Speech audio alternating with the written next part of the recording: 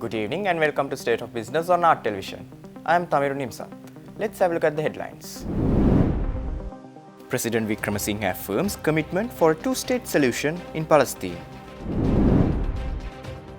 Japan and Sri Lanka commits to increasing economic integration between the two nations. News in detail. President Ranil Wickremesinghe affirmed Sri Lanka's commitment to a two-state solution to the Israel-Palestine conflict and advocated for an immediate ceasefire in Gaza. The president conveyed this message at a meeting with ambassadors from 10 Middle Eastern nations held at the Presidential Secretariat yesterday. At the moment, Gaza has been simply close to being obliterated. So we want immediately a ceasefire in Gaza, and assistance must go to Gaza. Also, I must say that Sri Lanka in its own way will help and send aid to Gaza when there is a ceasefire. And furthermore, as stability returns, we will be prepared in our own limited way to build one school in Gaza. Far as the political issues are concerned, first and foremost, you have to remove the settlers from the West Bank. They say they want to remove the Hamas from Gaza, but I think before that they should remove the settlers from West Bank. That is important.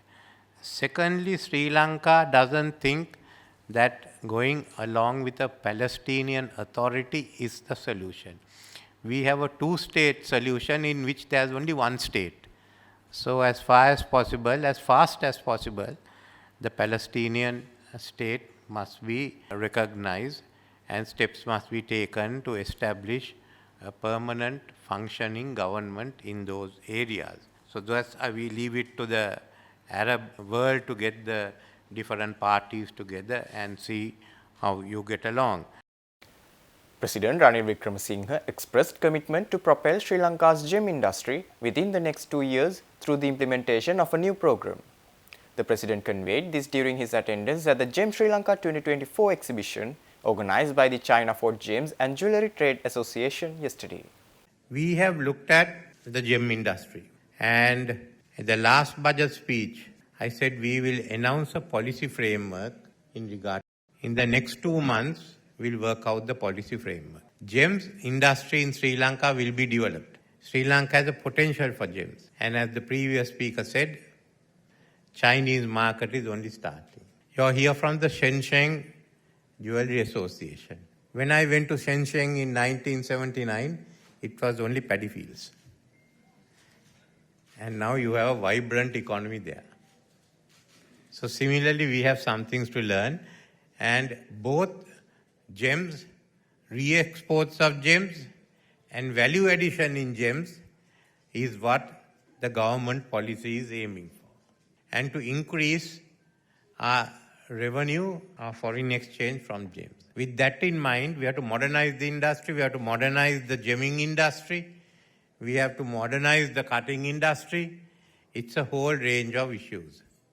This is not an industry that can be solved by giving tax benefits if you don't do the rest of it. So we will have our incentives plus, as you notice, upgrading the industry to a higher level. Both these are necessary. And we hope that in time to come, we will be able to ensure that there is a regular supply of gems and a better supply of gems and a bigger supply of gems to all of you outside.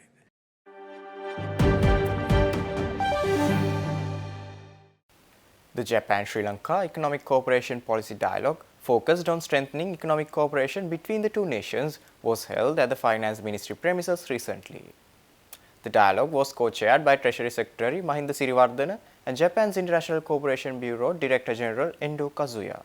Endo Kazuya, who led the Japanese delegation and commended Sri Lanka's efforts, expressing Japan's commitment to aiding the country's swift recovery. Finance Ministry Secretary K.M. Siriwardana expressed gratitude for Japan's unwavering support, highlighting its crucial role in Sri Lanka's recovery from the economic crisis. He emphasized Sri Lanka's dedication to transparent governance and comparability in the debt restructuring process, a pivotal aspect of ongoing reforms. The dialogue covered topics such as the Japanese-funded project portfolio, future economic prospects, and the importance of a memorandum of understanding on debt restructuring. Director General Endo stressed the need for transparency and comparability in agreements with creditors outside the official creditor committee. The discussion also delved into Japan's ongoing economic cooperation, including yen loan projects aimed at stabilizing and strengthening Sri Lanka's economy.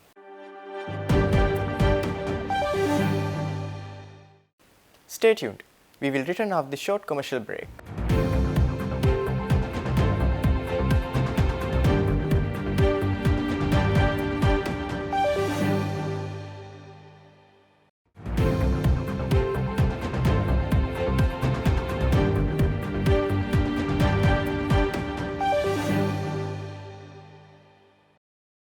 Welcome back after the break.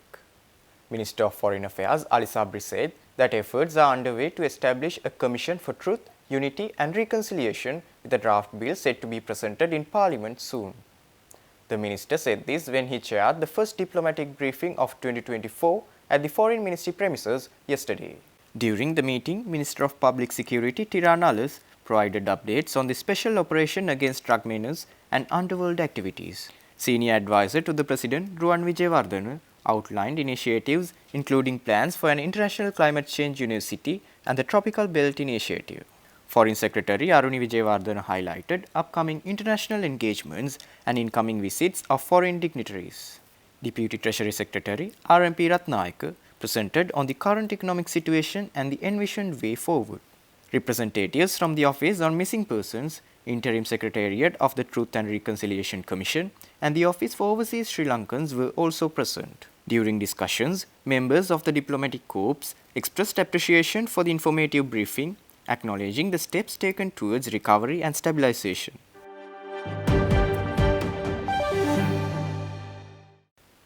Minister of Tourism Harin Fernando outlined a comprehensive plan to attract high-end tourists to the country this year with a special focus on luring high-net-worth Indians.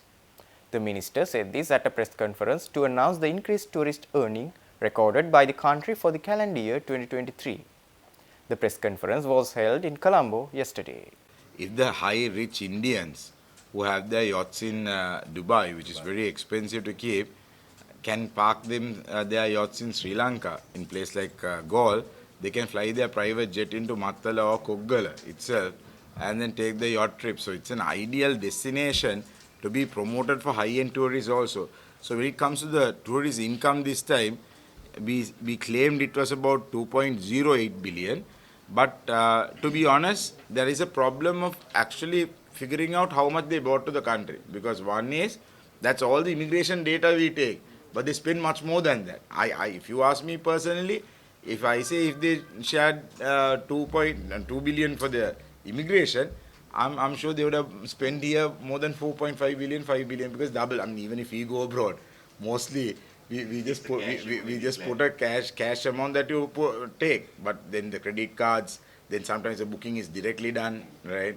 So all the tour packages are paid, so they just only put $2,000 that we bring to the country. But it's much more than what they have bought into the country. So that's why we've got a cabinet decision now to go for a massive data collection project, which we will know exactly which country came most, what they spend on, which restaurant they went into. So we will have all the entire data. So for us to do the next year's planning, this will happen. So very soon, within the next 2 months, this particular project will get offline.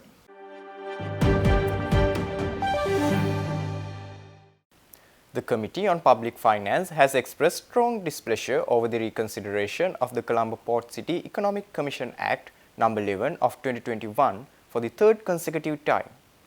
The committee was chaired by Member of Parliament Dr. Harshada Silva at the Parliament premises yesterday. The committee revisited the regulations of the Colombo Port City Economic Commissions Act, focusing on duty-free rules issued by the Port City Commission. An earlier inquiry revealed a lack of authority in establishing such rules, potentially leading to market distortion. The committee, unsatisfied with the lack of accountability, questioned the officials from the Port City Commission about the responsible party for their erroneous decisions. The committee emphasized the importance of clarity and accountability to prevent discouraging future investments and to maintain confidence in economic initiatives. The committee also approved amendments proposed by the Board of Investment to expedite foreign direct investments.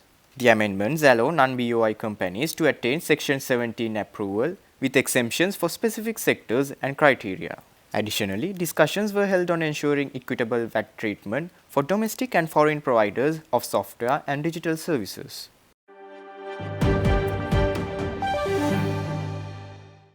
Stay tuned for the stock update.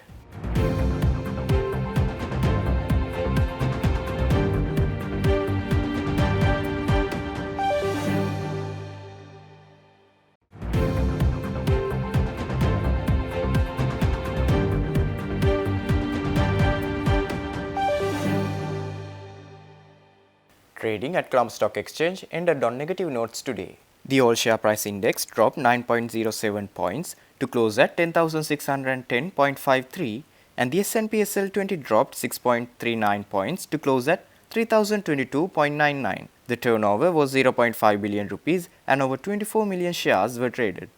Up next are forex rates.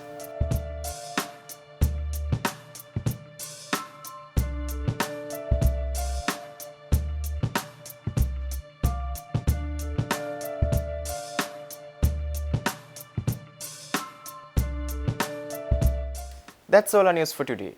For this and more, subscribe to our channel on YouTube and follow us on Facebook.